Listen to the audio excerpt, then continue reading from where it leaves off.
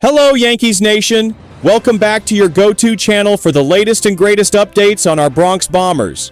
Today we have some breaking news that just surfaced a few hours ago, and trust me, you don't want to miss this. From former champions taking shots at the Yankees ownership, to heated fan reactions over potential trades, and even massive player signings shaking up Major League Baseball, we have it all covered for you. So, if you bleed pinstripes and want to stay in the loop, hit that like button and subscribe to New York Yankees News Network right now. Let's dive into today's must-know updates. Update 1. Yankees ownership under fire. A.J. Pierzynski's harsh words for Hal Steinbrenner. It's not every day that you hear a former World Series champion openly call out the New York Yankees owner, but that's exactly what happened recently. A.J. Pierzynski, a two-time All-Star catcher, didn't hold back when discussing Hal Steinbrenner's latest remarks about team spending. During an interview with the YES Network, Steinbrenner mentioned how difficult it was to compete financially with teams like the Los Angeles Dodgers, who have been dominating the free agent market. Pierzynski, now a host on the Foul Territory podcast, was quick to fire back with sarcasm and a little bit of nostalgia. Is this why the Yankees didn't re-sign Tommy Conley? They couldn't afford him at $7.75 million, he quipped. Some of these rich teams crying poor. It's just weird, man. But hey, Hal Steinbrenner knows better than I do, right? But he didn't stop there. Pierzynski took his criticism a step further, comparing Hal Steinbrenner's approach to spending with his legendary father, George Steinbrenner. If George were alive right now, after what happened in the World Series last year, he would have bought everybody, he said. This statement has struck a chord with Yankees fans, many of whom remember the days when George Steinbrenner made the Yankees the most feared team in baseball by aggressively acquiring top talent. Under George's leadership, the Yankees were known as the best team money could buy, a title they earned after signing game-changing free agents like Catfish Hunter, Don Gullett, and Reggie Jackson. But things have clearly changed. Hal Steinbrenner has openly stated that he wants the Yankees to stay under last year's payroll of $313.8 million, according to Spotrac. Current payroll versus top teams. Yankees payroll heading into 2025, $273.3 million. Dodgers, $303.8 million. Phillies, $279.3 million. Mets, $275.6 million. So what does this mean for the Yankees moving forward? Will they continue to play it safe financially, or will fan pressure force Hal to open the checkbook? Yankees Nation, let us know your thoughts in the comments. Do you think Hal Steinbrenner is too cautious, or is he making the right financial moves for the team's long-term success? Update 2. Yankees fans outraged over Josh Naylor trade rumors. Yankees fans, this next one is going to fire up some strong opinions. Recently, ESPN's Jorge Castillo revealed that the Yankees were seriously engaged in trade talks with the Cleveland Guardians for first baseman Josh Naylor.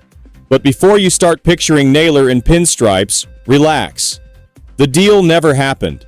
Naylor was ultimately traded to the Arizona Diamondbacks, and instead, the Yankees secured Paul Goldschmidt to take over first base. However, the mere idea of Naylor joining the Yankees sparked an explosion of reactions from the fan base, and let's just say, it wasn't pretty.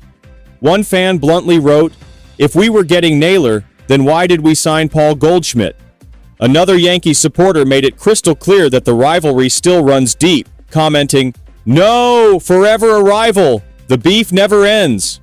And honestly, this reaction isn't surprising. Josh Naylor has a history with the Yankees, and not in a good way. Who could forget that infamous Rock the Baby celebration during the 2022 American League Division Series? Naylor mocked Yankees pitcher Garrett Cole after hitting a home run, calling him his son as he ran the bases. That moment alone made him a villain in the Bronx, one that Yankees fans were never going to forgive. So when news broke that the Yankees were even considering a deal for Naylor, it felt like betrayal to many loyal fans. From a purely statistical standpoint, Naylor is an above-average first baseman. He's coming off a strong season, showing solid power numbers and a good batting average. But was he really the right fit for the Yankees? The front office clearly had other plans, as they ultimately chose Paul Goldschmidt, a move that aligns more with the team's win-now mentality. Goldschmidt, a former most valuable player, brings championship-level experience and a much better defensive presence at first base.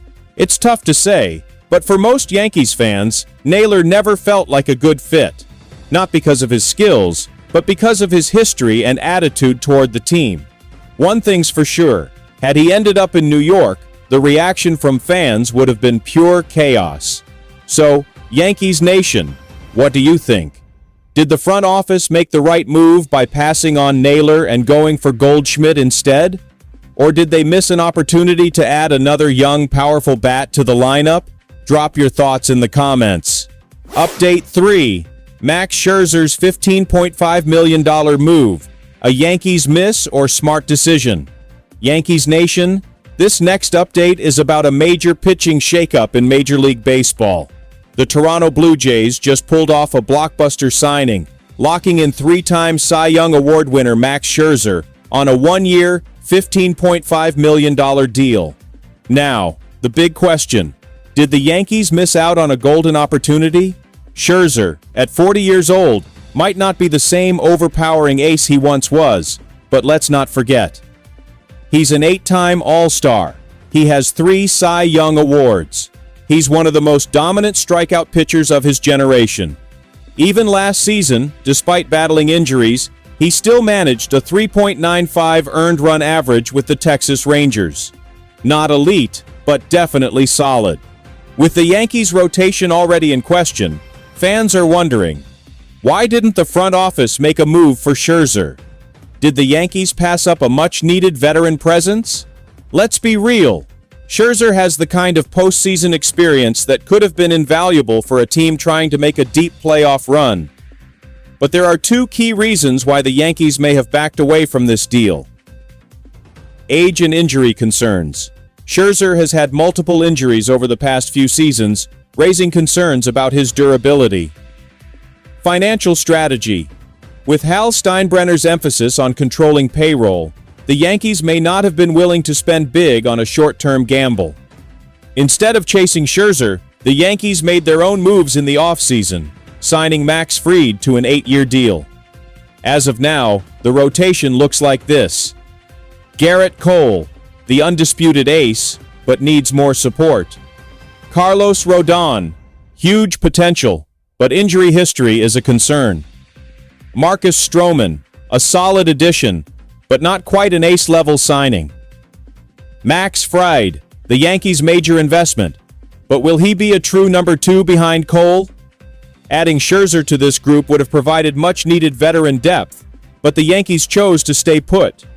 Some fans believe that Scherzer, even at 40 years old, still has gas left in the tank and could have been a difference-maker in New York. Others argue that signing a younger, long-term piece like Fried was the better investment. What do you think, Yankees Nation? Did the team make the right move by passing on Scherzer? Or was this a missed opportunity that could come back to haunt them? Drop your thoughts in the comments below.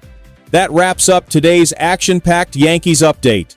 We covered everything from AJ Pierzynski calling out Yankees ownership, to fan outrage over Josh Naylor trade rumors, and finally, Max Scherzer's move to the Blue Jays. If you love staying up to date with every major Yankees headline, make sure you hit that subscribe button and turn on notifications. This is New York Yankees News Network, and we'll be back soon with more breaking updates. Until next time, stay loud, stay proud, and let's go Yankees.